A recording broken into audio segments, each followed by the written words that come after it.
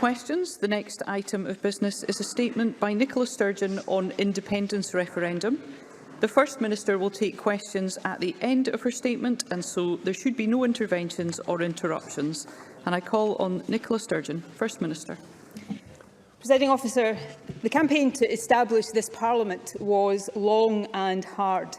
It was rooted in the belief that self-government would improve the lives of those who live here, and so it has proved. There were and still are honourable differences about the ultimate destination of Scotland's self-government journey. But all who campaigned to establish this place were united in and by this fundamental principle. The democratic rights of the people of Scotland are paramount. That principle of self-determination was encapsulated by these words in the Scottish Constitutional Convention's Claim of Right. The sovereign right of the Scottish people to determine the form of government best suited to their needs.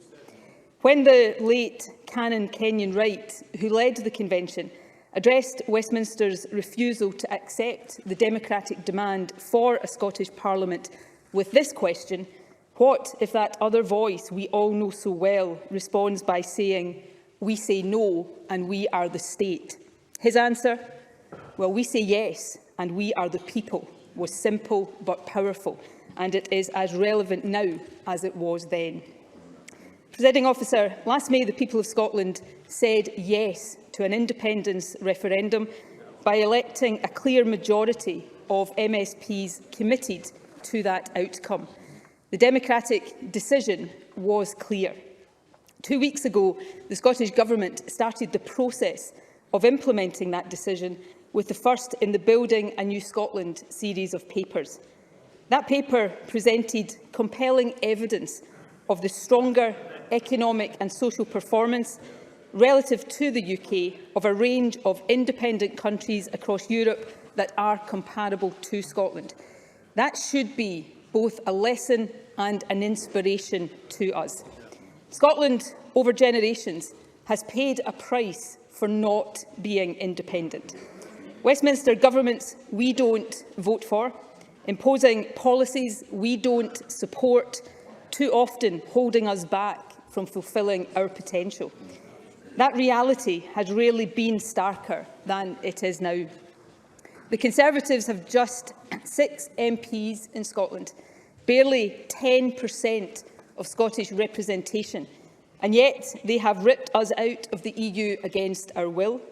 They have created the worst cost of living crisis in the G7 and saddled us with the second lowest growth in the G20. They are intent on stoking industrial strife, demonising workers and provoking a trade war. Businesses and public services are struggling for staff because freedom of movement has been ended. Our young people have been robbed of opportunity. Presiding Officer, the Scottish Government will do everything in our power to mitigate the damage. But that is not enough. Our country deserves better. And yet this Parliament, looked to for leadership by so many across Scotland, does not have the power to tackle the root causes of the financial misery being inflicted on millions. We lack the full range of levers to shape our economy and grow our country's wealth. We are powerless to stop our budget being cut. We can't block the Tories' new anti-trade union laws or stop them tearing up human rights protections. We're not able to restore freedom of movement. And while we invest billions in measures to help with the cost of living, tens of thousands of children can be pushed deeper into poverty at the merest stroke of the Chancellor's pen. Presiding Officer, it does not have to be this way. Independence is about equipping ourselves to navigate the future, guided by our own values, aspirations and interests. It is about helping us fulfil our potential here at home and play our part in building a better world. And that does take more than a changing of the guard at Westminster. I fervently hope that the Tories lose the next election. They thoroughly deserve to. But on the big policy issues of our time, from Europe to migration to human rights and fairness for workers, Labour is more a pale imitation than a genuine alternative. Labour won't take Scotland back into the European Union or even the single market, and neither will the Liberal Democrats. They won't restore freedom of movement for our young people. They won't prioritise tackling child poverty over investment in nuclear weapons. Presiding Officer, First Minister, sorry, could I just have a moment? I have asked that there are no interruptions during the First Minister's statement. I would be grateful if we could have some silence. Thank you. First Presiding Minister. Officer, independence won't always be easy. It isn't for any country. But independence will give us the opportunity to chart our own course, to build a wealthier, greener, fairer nation, to be outward-looking and internationalist, to lift our eyes and learn from the best. Presiding Officer, now is the time, at this critical moment in history, to debate and decide the future of our country. Now is the time to get Scotland on the right path, the path chosen by those who live here. Now is the time for independence. Presiding Officer, this Parliament has a clear democratic mandate to offer Scotland that choice. The UK Government, regrettably, however, is refusing to respect Scottish democracy. That is why today's statement is necessary. The UK and Scottish governments should be sitting down together, responsibly agreeing a process, including a Section 30 order, that allows the Scottish people to decide. That would be the democratic way to proceed. It would be based on precedent, and it would put the legal basis of a referendum beyond any doubt. That's why I am writing to the Prime Minister today to inform him of the content of this statement, and in that letter I will also make clear that I am ready and willing to negotiate the terms of a Section 30 order with him. Presiding Officer, what I am not willing to do, what I will never do, is allow Scottish democracy to be a prisoner of Boris Johnson or any Prime Minister.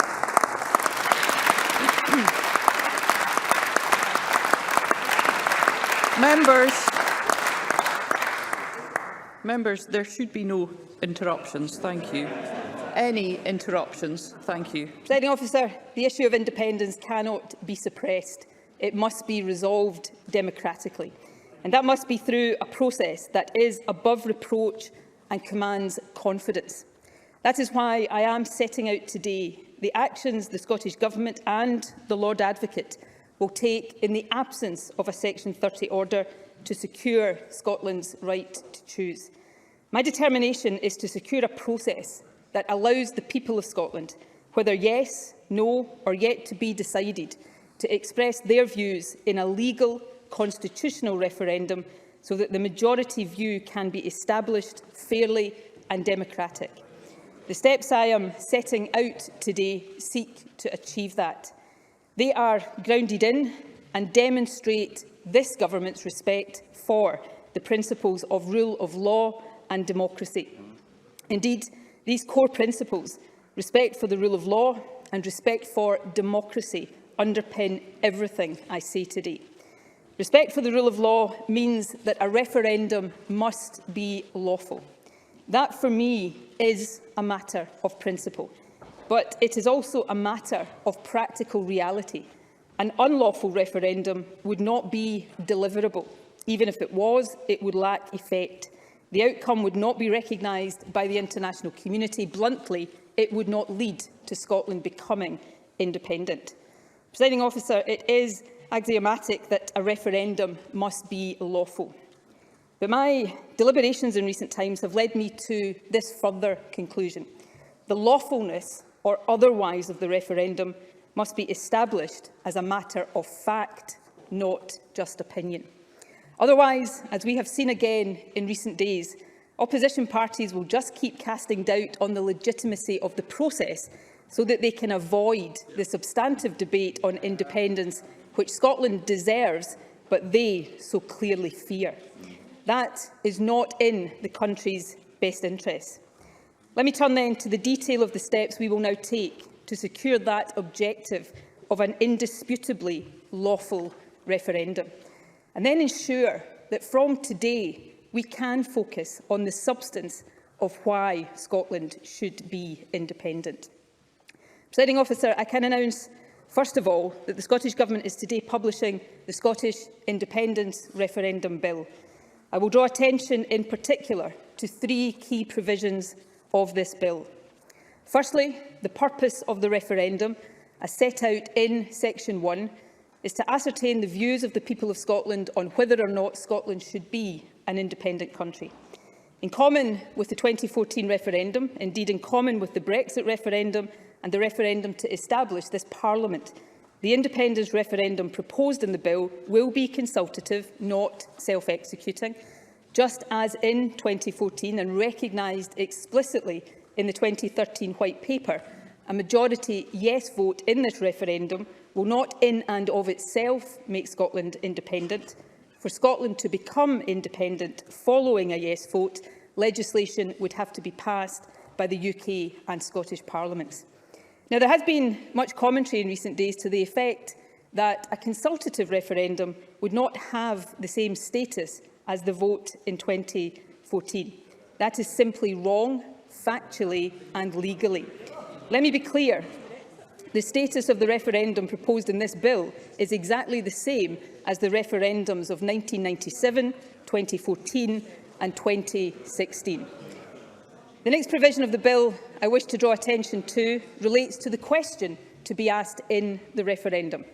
The bill states that the question on the ballot paper should be, just as it was in 2014, should Scotland be an independent country? Finally, Presiding Officer, the bill includes the proposed date on which the referendum should be held. In line with the Government's clear mandate, this is a date within the first half of this term of Parliament. Presiding Officer, I can announce that the Scottish Government is proposing that the independence referendum be held on the 19th of October 2023. These are... Thank you. Thank you. Members. These are the key elements of the referendum legislation that the Scottish Government wishes this Parliament to scrutinise and pass. Let me turn now to the aim of establishing as fact the lawfulness of a referendum, which, as I have already indicated, I consider to be of the utmost importance. I will start with what we know already. We know that the legislative competence of the Scottish Parliament to pass this bill in the absence of a Section 30 order is contested. We know that legislative competence can only be determined judicially. And we know that for as long as there is no judicial determination, opinions will differ and doubt will continue to be cast on the lawful basis for the referendum. That benefits only those parties opposed to independence, because it allows them to avoid the substance of the independence debate. Finally, we know that if this Parliament does seek to legislate without a Section 30 order, the bill will go to court. That is inevitable. The only questions are when it ends up in court and at whose hand. If the issue of legislative competence remains unresolved at the point of formal introduction of a bill, the UK Government will almost certainly use Section 33 of the Scotland Act to refer it to the Supreme Court after it has passed. It is also possible that one or more private individuals will lodge a judicial review of the bill. Indeed, it was reported last week that Tory supporters are already planning to do so. A challenge by private individuals could also go through successive courts and so be a very lengthy process. Either way, at the point of Parliament passing the bill, there would be no certainty about when or even if it could be implemented. A court challenge would still lie ahead, and the timetable I have set out today would quickly become difficult to deliver. And of course, between now and then, claim and counterclaim, good faith arguments and bad faith fear-mongering about so-called wildcat referendums will continue to muddy the water, cast up doubt and taint the process. Presiding Officer, that may well suit politicians opposed to independence, but none of it would be in the interests of the country, and none of it would serve democracy. The fact is, neither legal opinions nor political arguments will resolve this point. We must establish legal fact. That is why, in my view, We must seek now to accelerate to the point when we have legal clarity, legal fact. And crucially, in doing so, I hope, establish and safeguard the ability of this Parliament to deliver a referendum on the date proposed. Presiding Officer, it is to this end that some weeks ago I asked the Lord Advocate to consider exercising the power she has under paragraph 34 of Schedule 6 to the Scotland Act to refer to the Supreme Court the question of whether the provisions in this bill relate to reserved matters. This is a power exercisable by the Lord Advocate alone, not by Scottish ministers collectively. Whether or not she does so is accordingly a matter solely for her. However, I can confirm that the Lord Advocate has considered this request.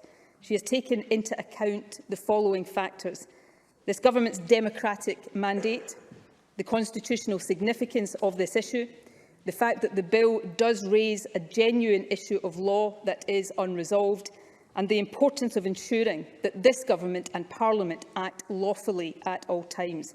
And she has now informed me of her decision. I can advise Parliament that the Lord Advocate has agreed to make a reference of the provisions in the bill to the Supreme Court.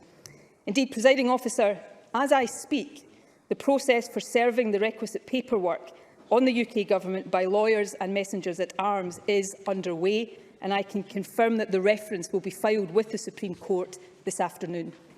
Presiding Officer, whether or not the reference is accepted, how long it takes to determine and what judgment is arrived at are, of course, all matters for the court to determine. I accept that. As I have made clear throughout, this government respects the rule of law. However, by asking the Lord Advocate to refer the matter to the court now, rather than wait for others to do so later, we are seeking to deliver clarity and legal certainty in a timely manner and without the delay and continued doubt that others would prefer.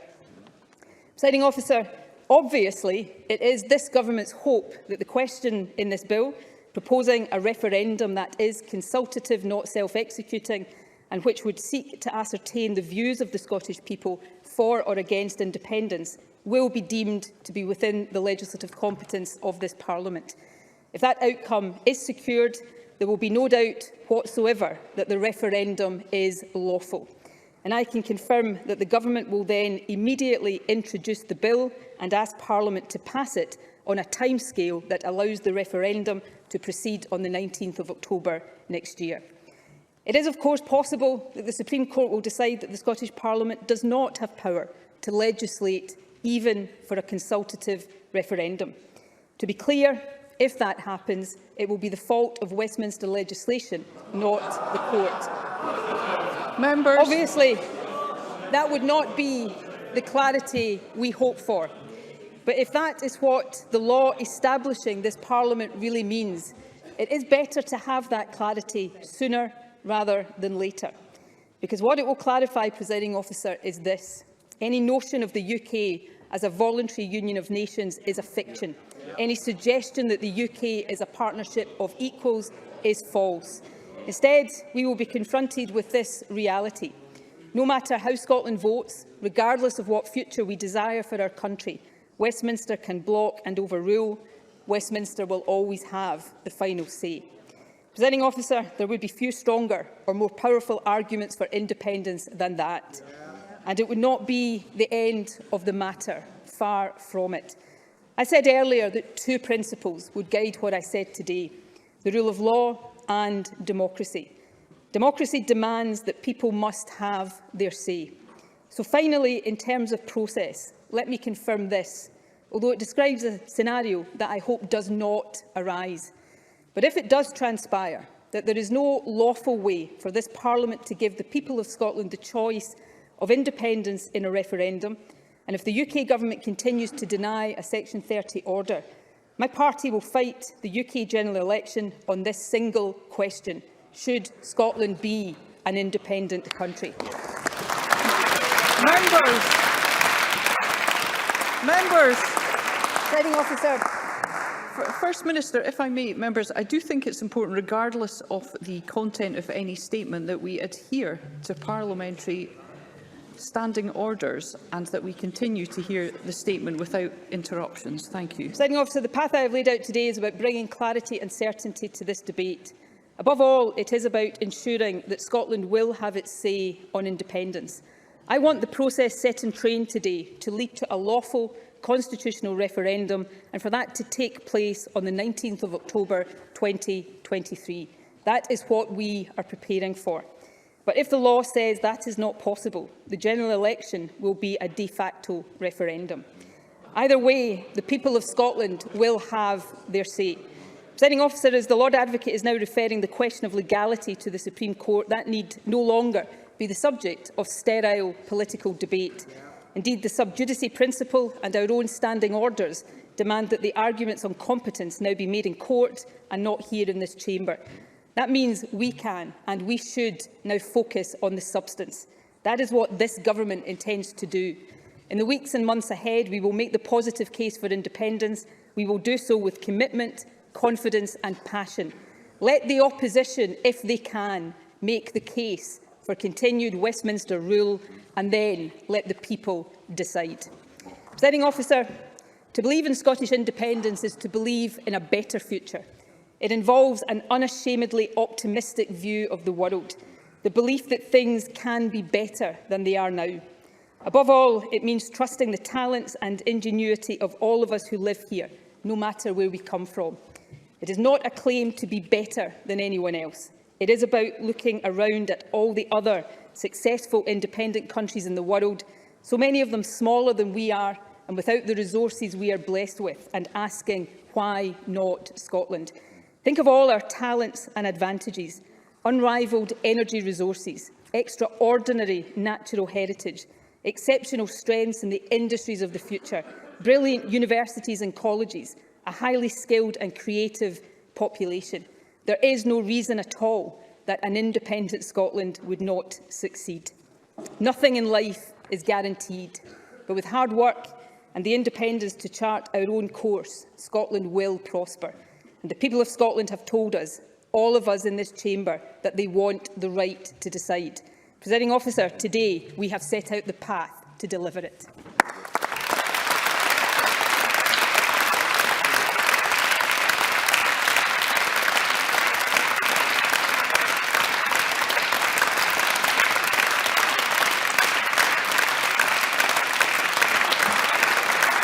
Thank you. Thank you. The First Minister will now take questions on the issues raised in her statement. I intend to allow around 40 minutes for questions, after which we'll move on to the next item of business. And I'd be grateful if members who wish to ask a question were to press their request to speak buttons now. And I call on Douglas Ross. Thank you very much, Presiding Officer. I wonder if that SNP applause was to make up for the people in the public gallery actually walking out as the First Minister was speaking. Because Nicola Sturgeon is at it all over again. Her eye is off the ball once more. The real priorities of people across Scotland are on the back burner. Instead, the First Minister is putting her plans to divide Scotland front and centre. Nicola Sturgeon has shown again today that the SNP's selfish obsession with another divisive referendum is always their top priority. She will use government time and resources to further her plan to break up the country just when we need to be pulling together and working as one. All of our focus should be on tackling these huge challenges we face right now, helping families with their bills, supporting frontline services and creating good jobs. A potentially illegal referendum next year is the wrong priority for Scotland. Members, we will hear Mr Ross. Thank you.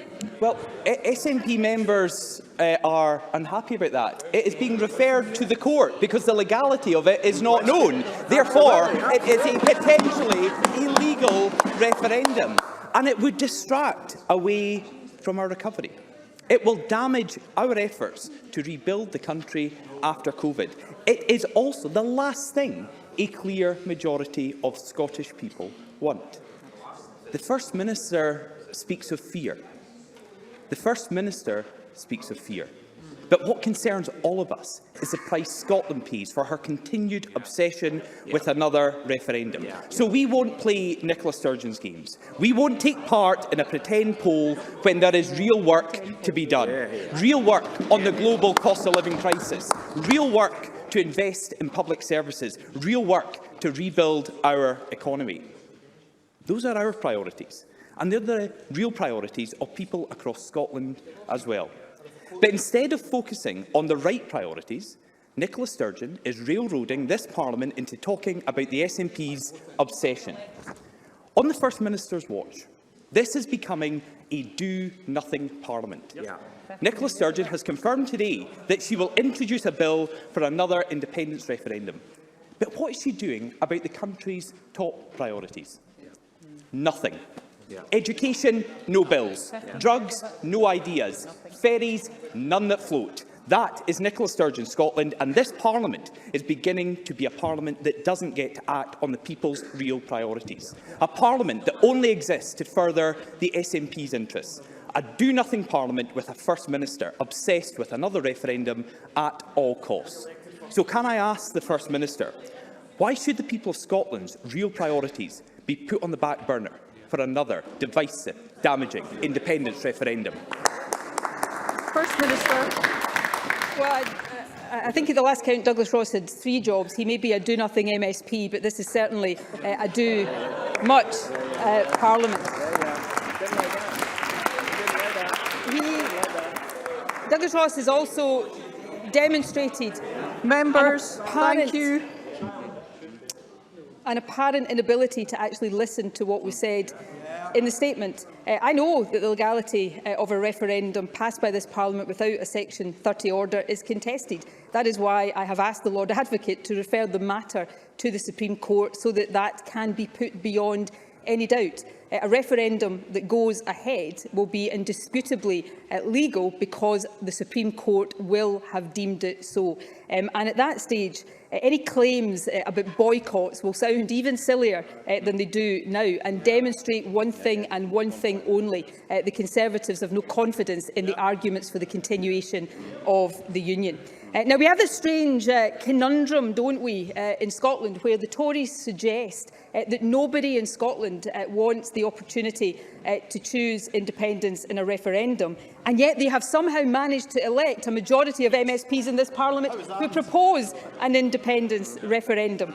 Douglas Ross also says that a clear majority don't want independence. Can I gently suggest to him, if he was confident in that, he would be desperate to put the question to the people of Scotland in a referendum. Presiding Officer, my plans are to equip this Parliament and this country with all of the powers and all of the resources that other independent countries take for granted and that we need to navigate the challenges that Scotland, in common with the rest of the world, face right now. The truth is, Scotland is paying a price for not being independent, ripped out of the European Union and the single market completely against our will, suffering one of the worst cost of living crises in the developed world because of that, higher inflation than any other G7 country, lower growth than any G20 country other than Russia. We're seeing children pushed into poverty by a Conservative government that we didn't elect. Scotland needs independence to better navigate those challenges so that all of the focus, all of the power, all of the resources of this government and future Scottish governments can be on exactly that, addressing the priorities of the Scottish people in line with mandates given by the Scottish people. I call Anna Sarwar. Presiding Officer, it's important to establish the legal basis of a referendum, but it's also important to consider the timing, the context and the effect. And I think the First Minister gave the game away in the latter part of her statement. This is actually all about the general election and the SNP having some relevance in it than actually about the Scottish people. But it's important to recognise the context of the election campaign last year. we were still a country living under COVID restrictions. Over 10,000 of our fellow citizens had lost their lives. Nicola Sturgeon said during that campaign that people who didn't support a referendum or independence through the recovery should vote for her, safe in the knowledge that COVID recovery would be her priority. COVID hasn't gone away, and our recovery hasn't even started. Since that election, and when Nicola Sturgeon gave that pledge, 4,000 more Scots have lost their lives.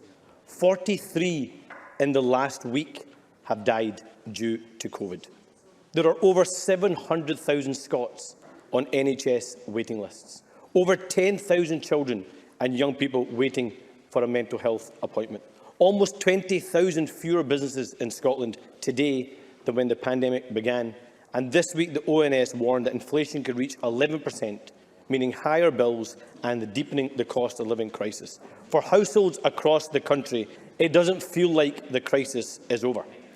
Isn't it the case that the pandemic Nicola that said she wanted to pull us through is gone, and the partisan Nicola Sturgeon that wants to divide our country is back, pursuing a referendum that 2/3 of Scots don't want right now? Worse still, isn't she using the thank you she was given and the promise she made to lead us through the recovery to instead pit Scot against Scot and focus on her priority, her obsession and her purpose? Frankly, Scotland deserves better. First Minister. Democracy is not pitting anyone against anyone. Democracy is allowing the people of the country, all of the people of the country, to choose. That is not just the right way to resolve differences of opinion on the Constitution. That is the only way to resolve these differences of opinion. It doesn't surprise me to hear the Conservatives say differently. It does still surprise me to hear Labour set its face so firmly against that fundamental concept of democracy. Anas Sarwar said it's all about the context and the timing of a referendum. He may have more credibility in saying that if his position wasn't exactly the same as the Tories, which is that Scotland should never get the right to choose independence in a referendum. And let me say, the First Minister standing here is the First Minister who does and who always has believed that the right thing for Scotland, to have the powers, the levers, the resources in our hands to chart our course in line with our values, our interests and the aspirations, ambitions we have for the country. I don't want a recovery in the mould of Boris Johnson and the Conservative Party. Anas Sarwar is right, COVID hasn't gone away. But I tell you what has happened. A Westminster Tory government that we didn't vote for has taken the funding for dealing with COVID away from this Parliament. We're seeing a Chancellor take money away from the poorest in our society. The way to build a recovery, the way to build the kind of country we want, that Anas Sarwar and I probably agree on, is to put the levers and the control of that in the hands of the people of Scotland. That is what independence is about. And as long as Anas Sarwar and his party set their face against that, then I suspect they will continue to struggle in the way that they have over the last decade and more. Alex Cole-Hamilton. Thank you very much, Presiding Officer. Well, here we are again, and what an appalling waste. What an appalling waste of energy and focus this is. Frankly, I can think of better uses of our time, and Presiding Officer, I am not alone. I am sure that those waiting for cancer care in the longest queue on record can think of better uses of our time. Those children suffering long COVID, left disappointed after they waited to meet her in the cold outside Parliament this afternoon, can think of better uses of our time. The island ferry passengers, the Ukrainians stuck in hotels, those victims of violent and sexual crime left waiting for justice can all think of better uses for our time. Presiding Officer, the First Minister is putting disquiet in her party ahead of the needs of this country. So can I ask her why her fixation with breaking up the United Kingdom will always trump the needs of the people that we are all here to serve? First Minister. Presiding Officer, we have so many Ukrainians here in Scotland right now in the process of being given refuge because we fought to get a super sponsor scheme in order to speed up the process for those fleeing the war in Ukraine. And we would be able to give more refuge to people fleeing conflict and famine from around the world if we were not trapped in a hostile environment immigration policy by a government we don't vote for and doesn't have the support of people across Scotland. And yes, it is this government's responsibility to support the NHS into and through recovery. It is this government's responsibility to deliver for long COVID patients. But I pose the question, are we going to be better able to do that or not, in charge of our own budgets and resources, or still subject to a government that cuts the budget of this Parliament at every opportunity?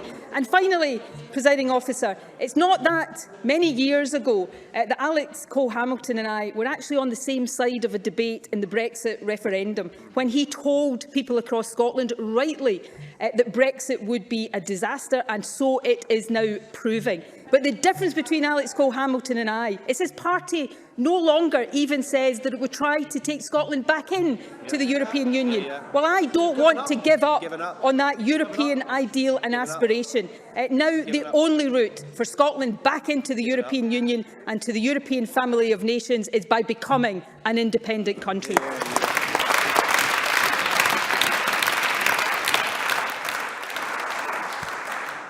Before I go on to the next question, members will wish to be aware that I have 20 members wishing to ask a question in a 20-minute period. I will certainly do my best to get through as many questions as possible, but members, we are going to have to focus on more concise questions and responses. And I call Graham Day to be followed by Donald Cameron. Thank you, Presiding Officer. Following the 2014 referendum, opposition parties promised through the Smith Commission that there was nothing preventing Scotland becoming an independent country in the future, should the people of Scotland so choose. So I wonder, does the First Minister therefore share my view that it's completely indefensible for the Prime Minister, Keir Starmer, and opposition members in this place not to respect that pledge and the clear mandate secured by the Scottish Government for a referendum to be held on Scottish independence? First Minister. Well, of course, in the 2014 referendum, the leaders of the no parties at the time said power lies with the Scottish people, and it is for the Scottish people to decide how Scotland is governed, until, of course, Scotland might take a decision that they don't like, and then they think their right is to block it. And yes, of course, the Smith Commission said there was nothing in it that prevented Scotland becoming independent. The truth, Presiding Officer, is this: the opposition parties in this chamber will always try to block an independence referendum. They don't do that out of concern for the country. They do that because they fear the debate and they fear the verdict of the Scottish people on independence. You know, I was reminded the other day that in June 2027, the Conservative 2017, sorry, the Conservative government said this, and I've got the front page of the Scottish Daily Mail from June 2017. We'll block a referendum for 5 years, they said. Well, here we are, 5 years later, and they're still blocking a referendum because they fear Scottish democracy and they fear the verdict of the Scottish people on independence. I call Donald Cameron to be followed by Eleanor Whittam.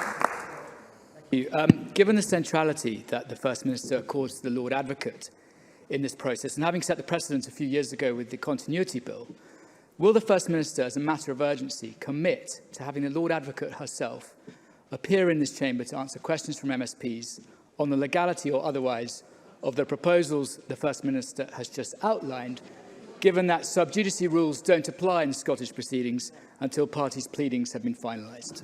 First Minister. I can't and won't seek to commit the Lord Advocate to do anything because she acts independently. And on this matter, the power that she has agreed to exercise is one of her retained powers under the Scotland Act. But I'm sure the Lord Advocate would be more than happy to answer questions from MSPs. But can I just make clear this point? The course of action that has been set out today is to ask the Supreme Court to opine on the legality of a referendum, not to make it the matter of opinion, even the matter of very esteemed legal opinion, but to get that judgment from the Supreme Court to put the lawfulness of a referendum beyond any doubt. I cannot imagine how anybody in this chamber could find anything in that aspect of my statement to disagree with in any way, shape or form. Eleanor Whittam, to be followed by Sarah Boyack. Does the First Minister agree with me that, aside from the fact that it is our sovereign right as Scottish citizens to determine the democratic path our nation will take, that the current cost of living crisis where the most vulnerable in society are consistently being failed by the UK Government, and recognising that the Scottish Government is doing more than any other UK administration to tackle poverty and support hard-pressed households, does the First Minister think that all of this serves to highlight just how important it is for the Scottish citizens to exercise their democratic right to decide which government they can trust to address this urgent crisis and our recovery from the pandemic via a referendum on independence? First Minister. That is the nub of the matter. In my view, the right to self-determination is absolute. Scotland has a right to self-determination, and the minute another government tries to dictate when or how often that right can be exercised, it ceases to be a right to self-determination. But this is not just abstract. Independence is about addressing better the key challenges we face as a country and being able to better fulfil our full potential as a country. Others will argue, as they have done today, that this somehow distracts from these challenges and the priorities that many of us share. On the contrary, independence is about giving us the wherewithal to better meet those challenges. On the cost of living, as I've said already, much of the world is facing a cost of living crisis, but in the UK it is being deeply exacerbated by a Brexit imposed on Scotland against our will. That is the price of not being in charge of our own destiny. That is the price of not being independent, and people across this country are paying that price right now. Independence is about enabling us to fulfil our full potential. It is exactly about the priorities of people across this country. Sarah Boyack, to be followed by Kenneth Gibson. First Minister, even SNP voters don't want a referendum on your timescale.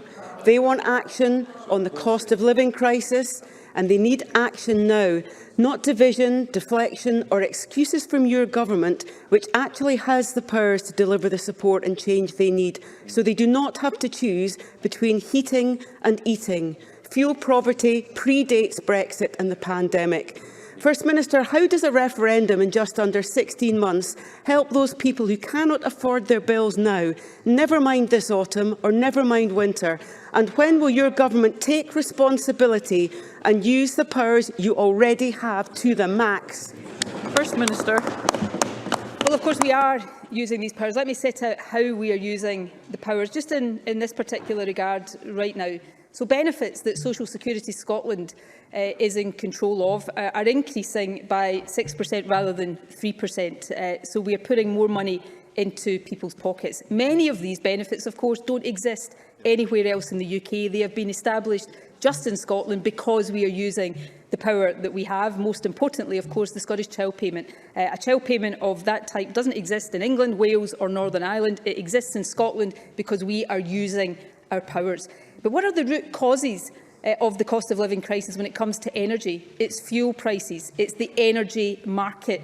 All of that is reserved to Westminster governments. So in direct answer to Sarah Boyack's question, what difference does it make? By being able to exercise these powers ourselves, we can do more than just mitigate. We can address some of the root causes of the problems people are facing. That's what independence is about. It's empowering this Parliament and this country to take the real action that people want on these priorities. Kenneth Gibson, to be followed by Ross Greer. Thank you, Presiding Officer. Of course, for the opposition, the time is never right. While they use every opportunity to deny our democratic mandate for an independence referendum, can the First Minister confirm that building a new Scotland will ensure that the national conversation ahead of the referendum will be of a high standard, informed and example of open democracy in action? And will she again invite opposition members to drop their empty posturing against the referendum's mandate and instead join the debate? First Minister. Absolutely.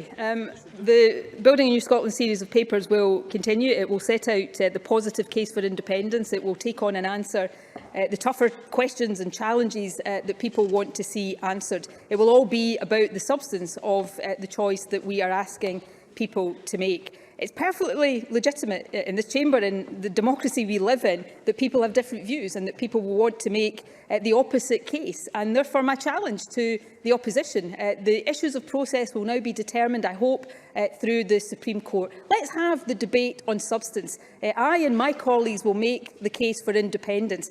Why don't they come and make the substantive case for Scotland continuing to be part of the Union? I suspect I know the answer to that question, Presiding Officer, but let's have that debate on substance and then let's do the democratic thing. Let the people decide. Ross Greer, to be followed by Michelle Thompson. Thank you. This statement proves beyond doubt the Scottish Government is committed to deliver on its democratic mandate and give the people of Scotland the opportunity to build a fairer, greener, independent nation. The very same Conservative Party have been rejected here time and again are now trying to stop that democratic exercise, aided by a Labour Party which seems equally intent on obstructing Scottish democracy. Does the First Minister agree that pro-independence parties winning more seats and more votes than our opponents is the gold standard of democratic mandates for putting Scotland's future in Scotland's hands through a referendum on our independence? First Minister. Well, the mandate for an independence referendum, Ross Greer is absolutely right to point this out, that exists in this Parliament is stronger than any mandate for Brexit that ever existed in the UK Parliament. The mandate is undeniable. The only question is whether opposition parties and the UK Government are prepared to respect Scottish democracy. So far, they haven't, which is why I have set out the path today. Scotland has the right to choose. I want that to be in a legal, constitutional referendum. That's the path I have set in train today. But come what may, Scotland must have the right to choose independence, because that is the right of self-determination. Michelle Thompson, to be followed by Rachel Hamilton. Scotland should believe she's hopeless, helpless, worthless, voiceless. This is the ambition the Unionists have for Scotland. Their belief that they can prevent the Scottish people from having a vote in Scottish independence is based on the fundamentally undemocratic idea of the sovereignty of the Westminster Parliament and the denial of the principle of the sovereignty of the Scottish people. Does the First Minister agree that attempts to block this right to self-determination and the sovereignty of the people of Scotland cannot be sustained, while simultaneously attempting to claim that democracy matters? First Minister. I absolutely agree with that, and it won't be sustained. The UK is either what we have always been told it is, which is a voluntary union of equals, or it is not. It is a structure where Scotland has no legal democratic right to decide a different path from. That cannot be sustainable. This is about the right to self-determination, but more than that, it's about the willingness of politicians who disagree legitimately to let the people decide and to respect that democratic process and that democratic outcome.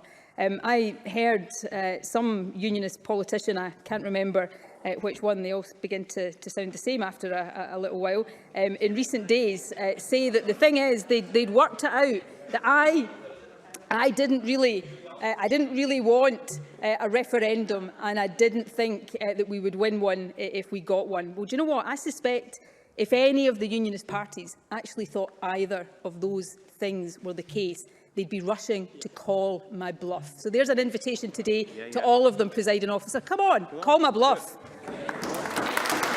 I call Rachel Hamilton to be followed by Jim Fairley. Thank you, Presiding Officer. General Sir Patrick Sanders, in his address to the Royal United Services Institute think tank, says his singular focus is mobilising the British Army to help prevent the spread of war in Europe by being ready to fight and win alongside our NATO allies and partners. Presiding Officer, these are serious times. Putin continues to invade Ukraine. We have a cost of living crisis due to a global inflation, and public services are trying to recover from the pandemic. Now has been the time every year for you, First Minister. But why is it that your constitutional obsession is more important than global peace, security and recovery? First Minister. Presiding Officer, that is utterly shameful, and I think people across the country will see it as that. All of us stand united behind the people of Ukraine, and none of us should seek to use their plight and the horror they are living through for our own political ends.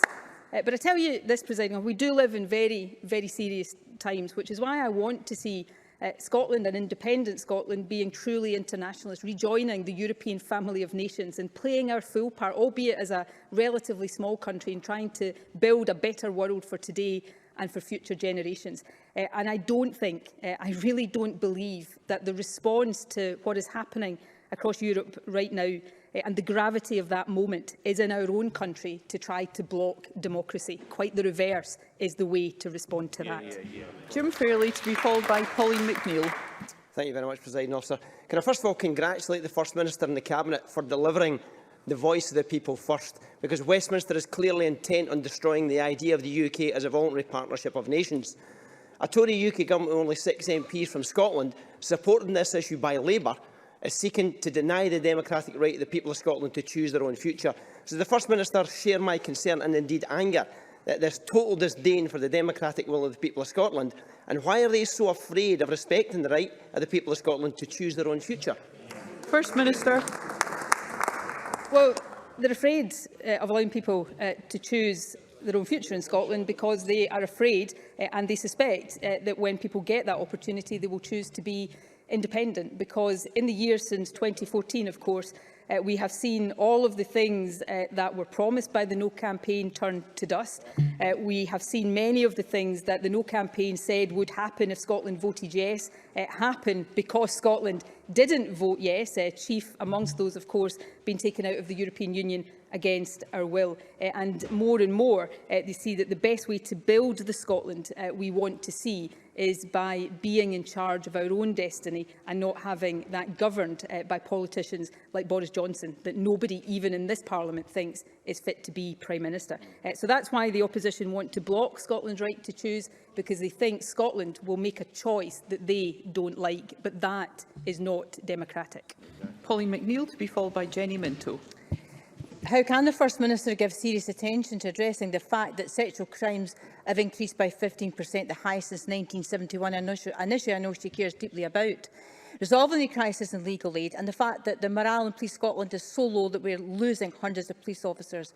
If most of her government's attention is going to be focused on preparing the arguments for independence, does that mean that you expect to put these issues on hold for the next 16 months? I think the people of Scotland have the right to know.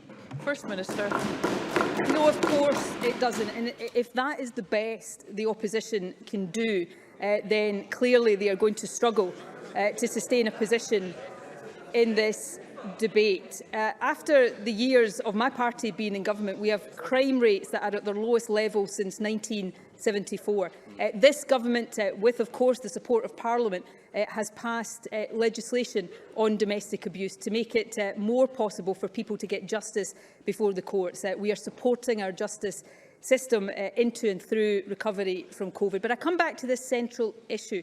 We are going to be better able to build public services that we want to see to support the recovery of our public services is if we are in charge of the resources we have to do it, rather than being in the position we are in right now, where we are having budgets cut and constrained by a Westminster government we didn't elect. The case for independence and the priorities that I'm sure Pauline McNeill and I agree a great deal on, these are two sides of the same coin. It's about equipping this Parliament and this country to better meet those challenges we face.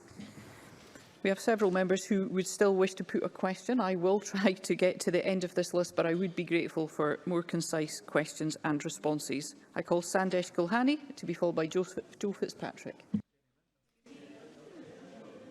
Presiding Officer, 1 in 2 of us will get cancer in our lifetime. This morning, new stats reveal cancer waiting times are the worst on record. But what are we talking about this afternoon? Another divisive referendum. First Minister, someone waited 277 days for treatment. In Glasgow, someone waited 210 days. So, First Minister, when will you realise that a referendum is the wrong priority? And when will you shift the focus away from division and grievance and onto real issues like addressing these dire waiting times and preventing the resultant and totally unnecessary deaths? First Minister. This government is focused on supporting our NHS, supporting our public services, supporting the country through the remainder of COVID and, of course, through the recovery from COVID. Every single day we focus on these priorities in common with governments elsewhere. Health services in countries across the world are dealing with these challenges. But I come back to this central point. A government, a parliament, a country that has the full powers and resources of independence is always going to be better able to meet these challenges than one that has one hand tied behind its back. Thank you. My apologies. I now call Jenny Minto, who will be followed by Joe Fitzpatrick. Thank you, Presiding Officer. As MSP for Argyll and Bute, I am regularly reminded of the valuable contributions EU nationals make to our communities. I'm also very aware that the tourism and hospitality industries, which have relied on EU nationals coming to Argyll and Bute for work, have struggled to fill job vacancies post-Brexit. So could the First Minister advise as to the Scottish Government's plans to rejoin the European family of nations on our independence? First Minister. This government wants to see Scotland rejoin the European Union and the European family of nations, and that is one of the key benefits of independence. Indeed, independence is now the only possible route for Scotland to do that.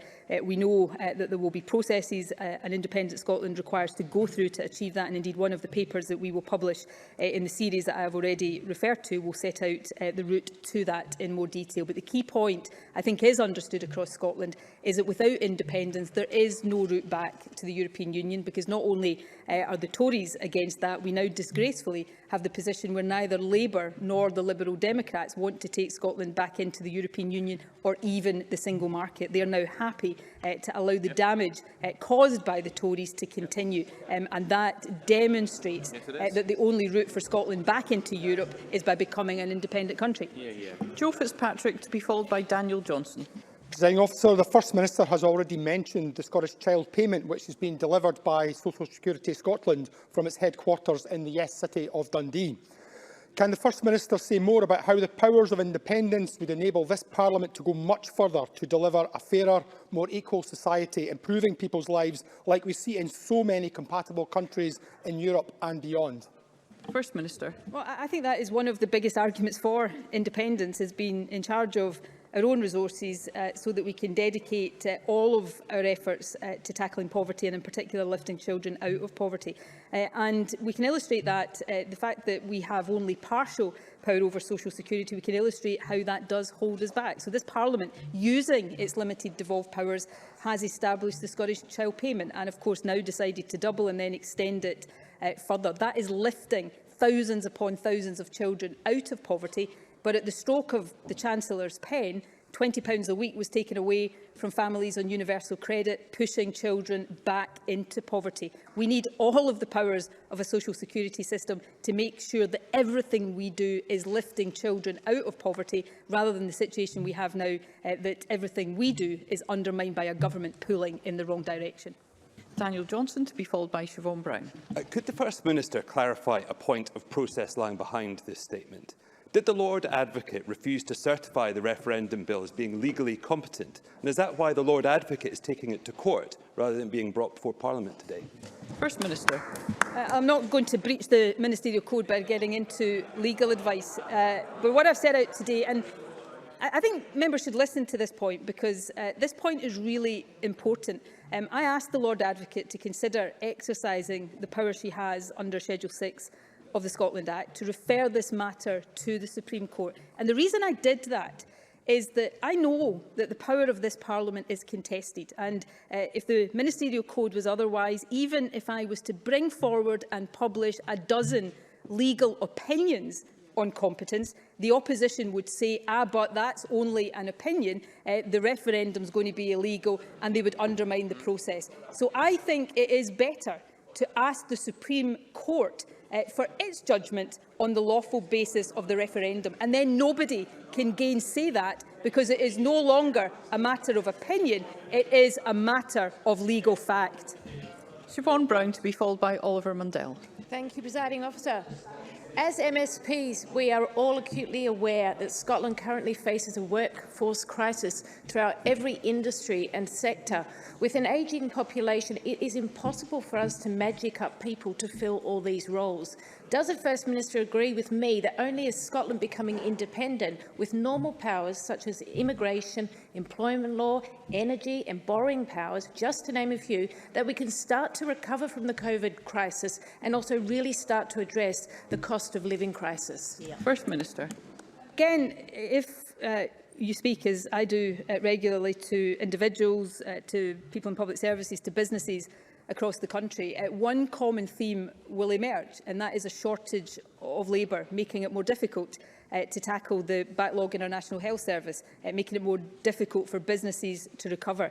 And that has been caused and exacerbated by the ending of freedom of movement, which has come from us being taken out of Europe against our will, and it comes from a highly restrictive and, in many cases, deeply inhumane immigration policy. Scotland needs to be able to determine our population, and we need to be able to determine who can come to the country so that we can grow that population, because that is in the interest of our economy and our public services and society more generally. And the only way to do that is becoming independent with the powers that independence brings in that regard. Another key argument for taking these powers out of the hands of Westminster and putting them into the hands of this Parliament. Oliver Mundell, to be followed by Christine Graham. Thank you, Presiding Officer. Did Westminster have the final say on the 18th of September 2014? First Minister. Westminster and, in fact, all of the Better Together parties in this chamber ahead of the referendum in 2014, of course, said that if Scotland voted yes, we'd be taken out of the European Union. And then, of course, we were taken out of the European Union because we did not...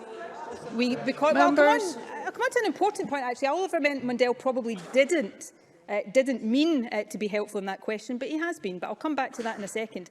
But the UK that existed in 2014 doesn't exist now because we are out of the European Union. And that is why people in Scotland, one of the many reasons why people in Scotland should have the choice. But of course, it is the case that in the lead up to 2014, the then Westminster government did respect democracy and agree a process with the Scottish Government that had us accept that we disagreed, but nevertheless agree a process that would allow the Scottish people to decide. If this Westminster Government had any respect for democracy, that is exactly what it would be doing. So I think Oliver Mundell has actually put his finger on the deeply undemocratic nature of the Westminster Government in office right now. And Christine Graham. Presiding Officer, does the First Minister agree with me that unionist opposition in here has got nothing to do with a mandate? It's actually got nothing to do with now is not the right time. It's actually never.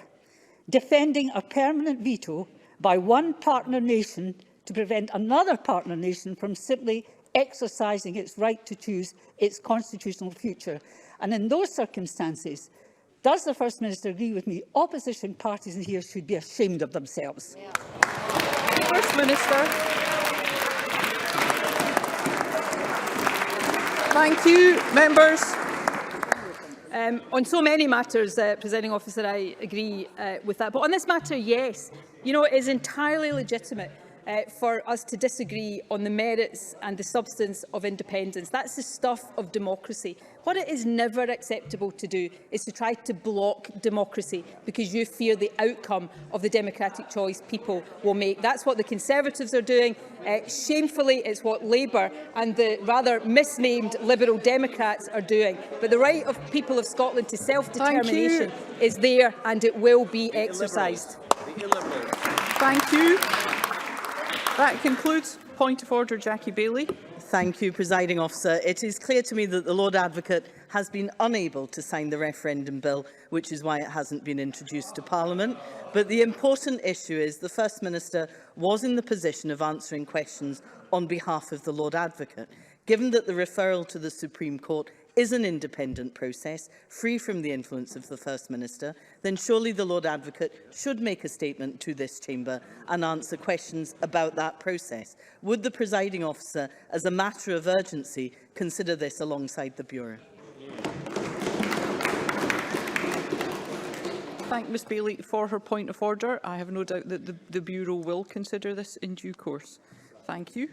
There will be a brief pause before we move on to the next item of business, which is Stage 3 timetable.